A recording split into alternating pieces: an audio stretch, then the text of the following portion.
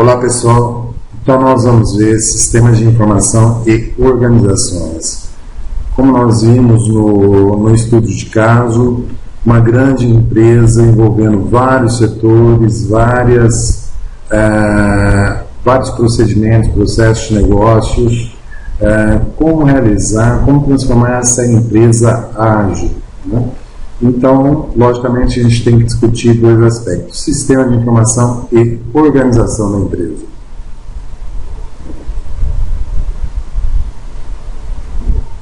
Como nós podemos ver aqui nessa figura, existe um relacionamento entre organização e tecnologia da informação, né? O relacionamento de duas vias entre organizações e tecnologia da informação.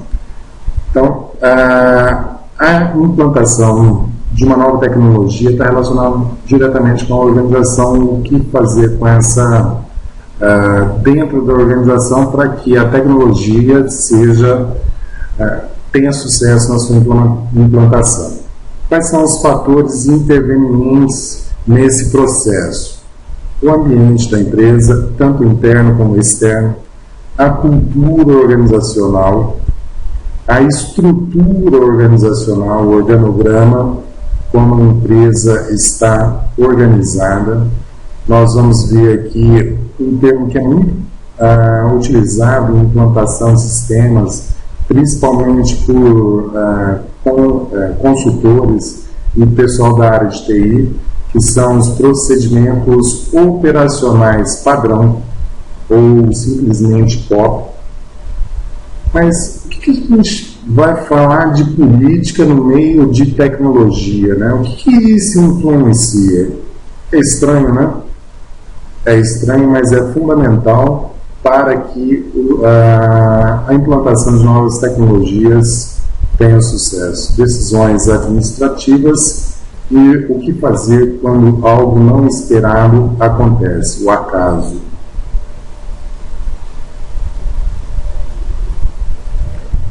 Organização, definição, é uma estrutura estável e formal, retira recursos do ambiente e os processa para produzir resultados. Aqui nós podemos ver de uma maneira, na forma de um diagrama, a definição de uma organização que nós acabamos de ler. Tem entradas para a organização e tem saídas, tá? E tem um processo de produção aqui. Vocês lembram da definição de um sistema? Nós falamos que uma empresa é um sistema aberto, né? E tem um conjunto de componentes interrelacionados que contribuem para o mesmo objetivo. Então, a definição de organização nesse sentido, a definição técnica microeconômica da organização, se assemelha muito com a definição do próprio conceito de sistema. Tem entradas do ambiente, existe o processamento e existem as saídas para o ambiente. E existe uma retroalimentação aqui.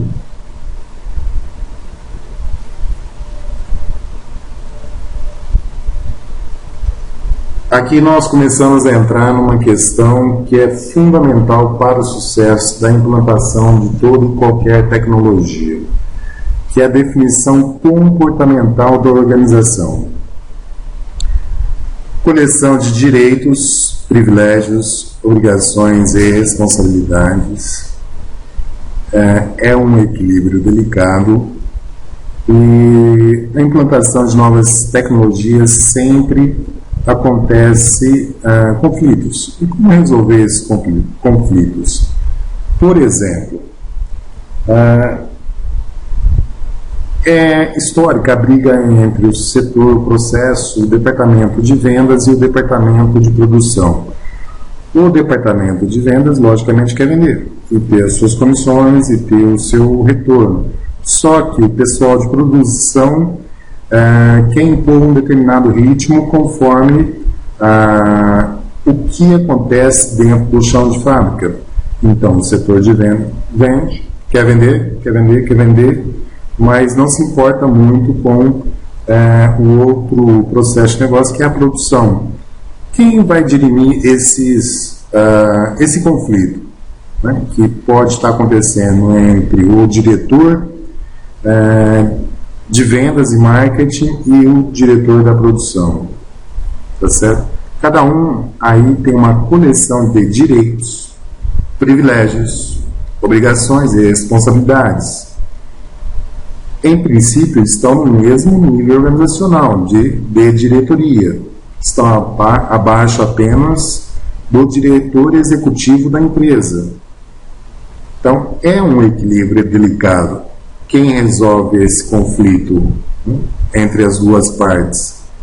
Então, é nesse sentido que a alta administração tem que ter ferramentas administrativas para que esses conflitos sejam amenizados.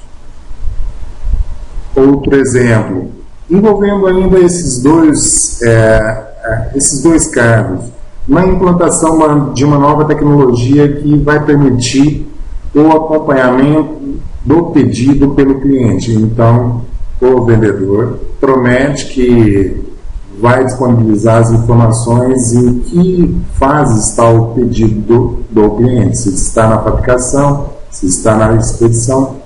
Aí eu pergunto, e se o diretor de produção não quiser implantar essa nova tecnologia? Quem vai dirimir esse conflito?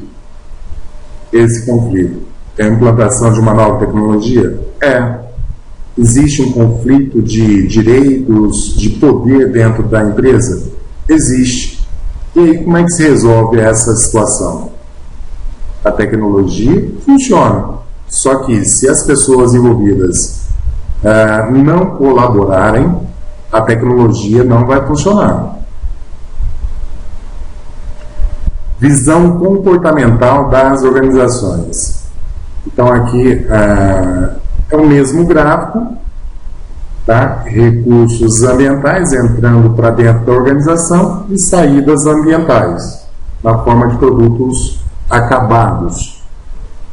Aqui dentro da organização formal nós temos estrutura e processo. Na estrutura, nós podemos enxergar então a hierarquia, onde que ela é estabelecida dentro de um organograma, a divisão do trabalho, que está diretamente relacionado com o organograma, quem faz o quê, e em princípio tem que estar, a alta administração tem que estabelecer regras, procedimentos para que todos os níveis organizacionais acompanhem o pensamento da alta administração. Ok? E como nós já conversamos na aula anterior, processos de negócios. Isso é fundamental. Como a empresa funciona?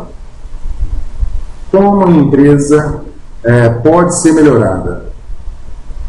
Só é possível enxergando os processos de negócio, literalmente desenhados. Como se desenha esses processos de negócio? São profissionais específicos que têm uma grande área de atuação no mercado. Desenhar como a empresa deve funcionar, como ela funciona e como ela deve funcionar, para ficar claro. E a implantação de um novo sistema tem que atender a necessidade de como a empresa deve funcionar. Ok? Processo. Direitos e obrigações de cada um. Isso tem que ficar claro na definição do organograma.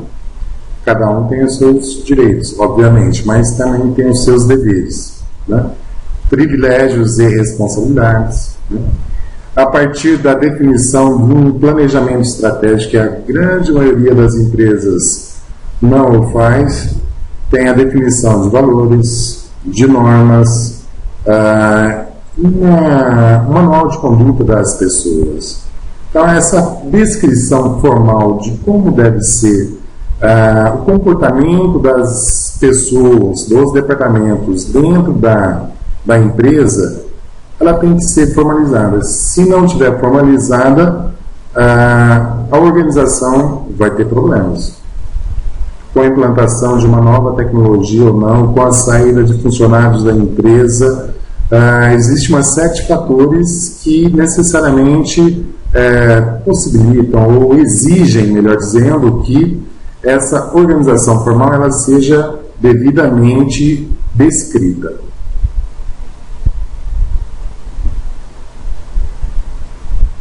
Organizações burocráticas que têm certas características estruturais, características comuns às organizações. Divisão clara do trabalho, hierarquia, regras e procedimentos explícitos, e aqui o famoso procedimento operacional padrão. São regras, procedimentos e práticas precisas. O que acontece no dia a dia da empresa? Por exemplo, como estabelecer o limite de crédito para um determinado cliente. Então, tem uma série de etapas de atividades que definem esse procedimento, né? E isso é denominado um procedimento operacional padrão. Ou seja, não é necessário que o gerente e a alta administração esteja presente para efetivar uma decisão. Se a regra, se o procedimento está estabelecido, então funcionários, colaboradores no nível hierárquico mais baixo podem realizar aquele tipo de decisão. Então, para todas as áreas funcionais da empresa, de uma organização, tem que ter esses procedimentos operacionais padrão devidamente definidos. Consultores gostam muito de falar desses procedimentos operacionais. Eles falam POP, né? Então, quando algum consultor, alguém começar a falar de POP, o POP disso, o POP daquilo, significa que é uma descrição de uma determinada rotina de trabalho. Permitem às organizações enfrentar todas as situações esperadas. Ressalta-se aqui as esperadas. Quando acontecem as exceções, aí tem que subir no nível hierárquico para tomada de decisão. Política organizacional. Aí é que vem, mas que coisa é essa? A gente está tendo uma aula de sistemas de informação gerenciais, de tecnologia da informação. Esse conceito é relacionado à administração, mas por que está aqui? Mais uma vez lembrando, a implantação de tecnologia pode, como eu posso dizer, pode levantar diferentes pontos de vista, alguns a favor e outros contra a implantação dessa determinada tecnologia. Nesse sentido, a definição de políticas pela alta administração é um norteador para resolver divergência.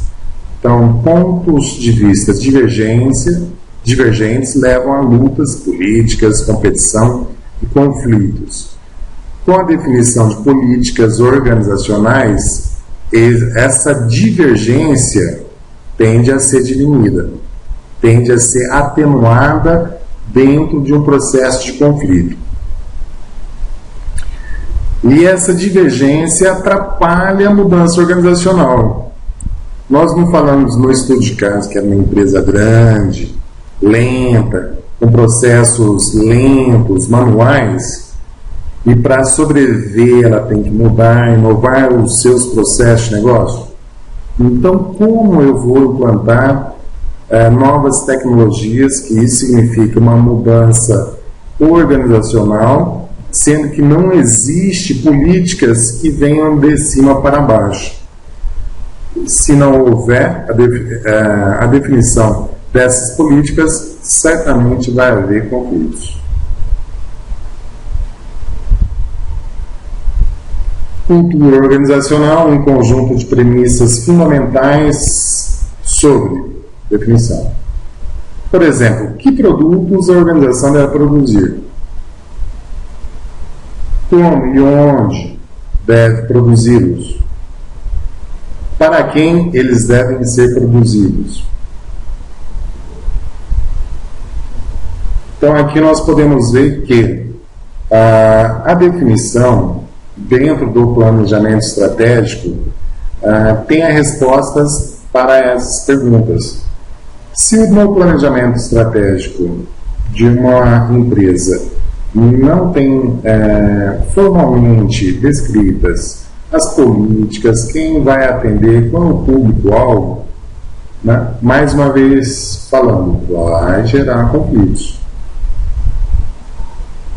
Todas as organizações têm diferentes estruturas e tipo de organização. Ninguém é igual a ninguém.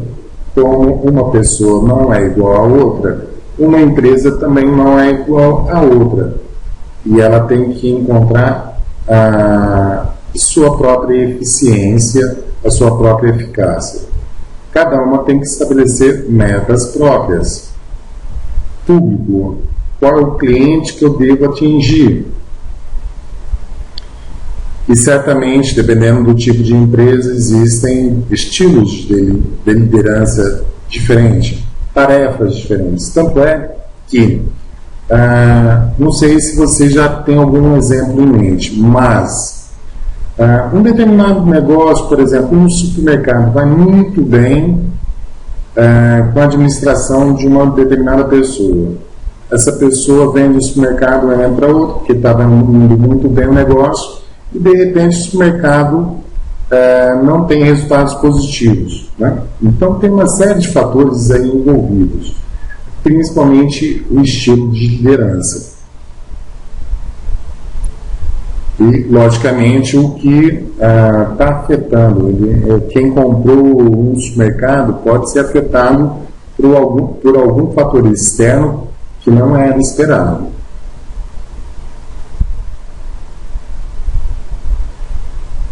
Em uma grande empresa existe o departamento de TI, aqui no nosso caso, departamento de sistemas de informação. Para empresas menores, né, essa função ela é terceirizada, porque custa caro manter esse departamento, que é uma unidade organizacional formal, responsável pelos sistemas de informação na organização, não só por sistema, né, mas também por toda a infraestrutura de comunicação, redes, computadores, tudo que envolve tecnologia da informação. Esse departamento ele é responsável. Mais uma vez falando, isso vai depender do tamanho da empresa. Se uma empresa é grande, então aqui nós temos o departamento de TI ou de sistema de informação. Na parte de infraestrutura, nós temos equipamentos, programas, dispositivos para armazenagem de dados, redes. Então nós temos de um lado a infraestrutura e de outro lado as pessoas envolvidas dentro desse processo que é a tecnologia da informação.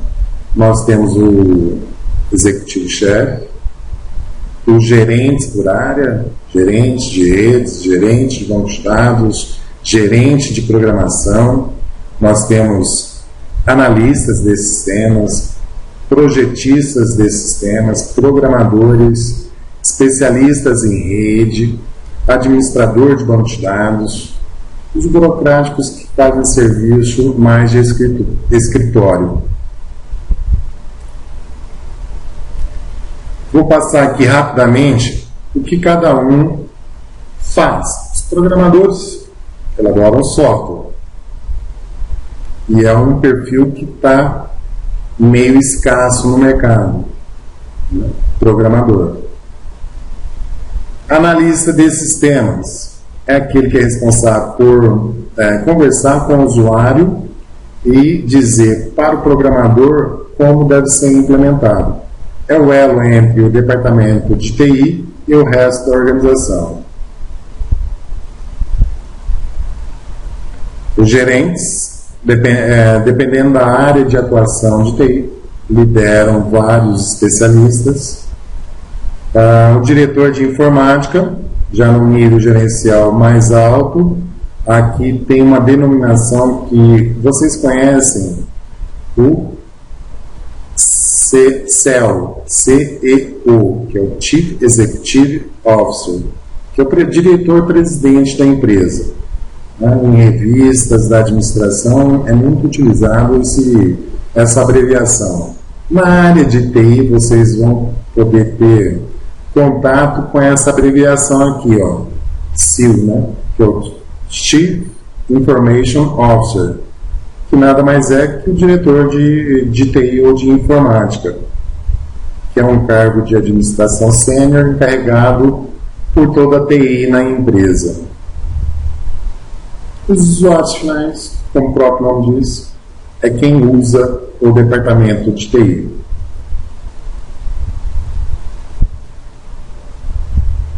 Teoria dos custos de transação. Tá? Como eu disse, dependendo do tamanho da empresa, nós podemos ter o pessoal de TI, tá, fora da empresa, ou seja, terceirizar o serviço de TI. Então, o que é a teoria do custo de transação? As empresas podem economizar tornando internas as transações para as quais usariam parceiros externos, tornando-se assim maiores. Nessa outra imagem aqui, nessa figura, traduz isso. A empresa pequena, olha só, tamanho da empresa, né? Se ela for pequena, certamente ela vai utilizar parceiros externos. Ok? Agora, se ela aumentar o tamanho, né, os custos de transação tendem a diminuir, né? Porque os profissionais que são externos não vai ter mais uma transação comercial entre duas empresas, a empresa em questão e a empresa de TI. Então, se nós temos um departamento de TI, os custos de transação diminuem. Ok?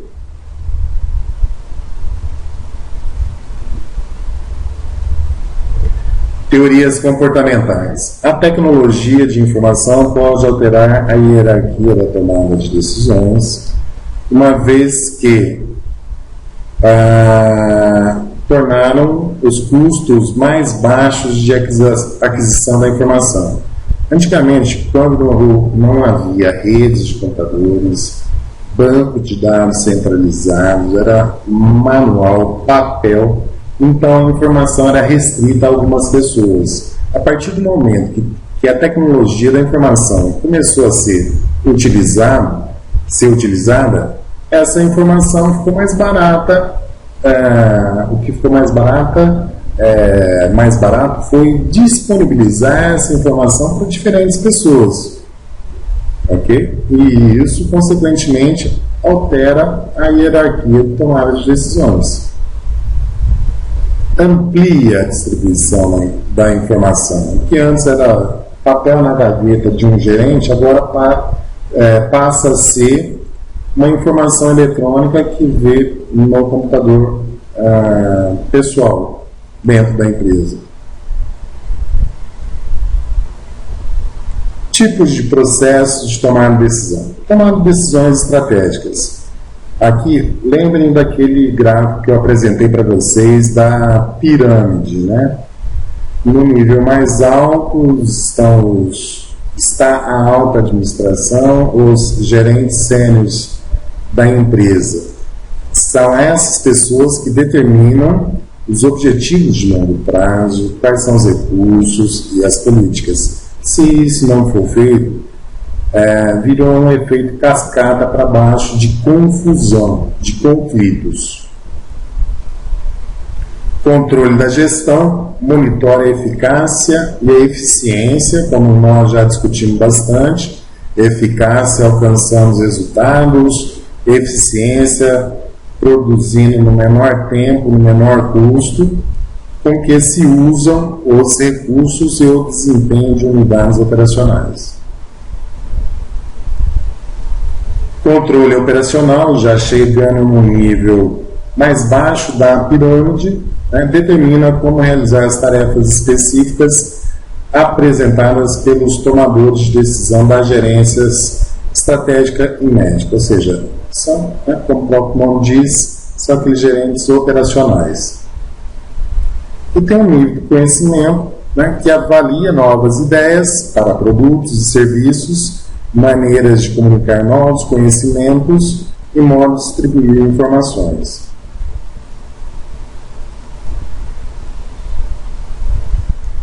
As decisões, né, elas são mais fáceis ou mais difíceis de serem tomadas.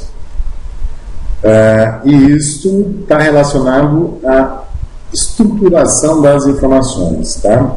Então, as decisões não estruturadas, como não são rotineiras, não há procedimentos claramente estabelecidos. O tomador de decisão deve usar consenso, capacidade de avaliação e perspicácia para definir o problema.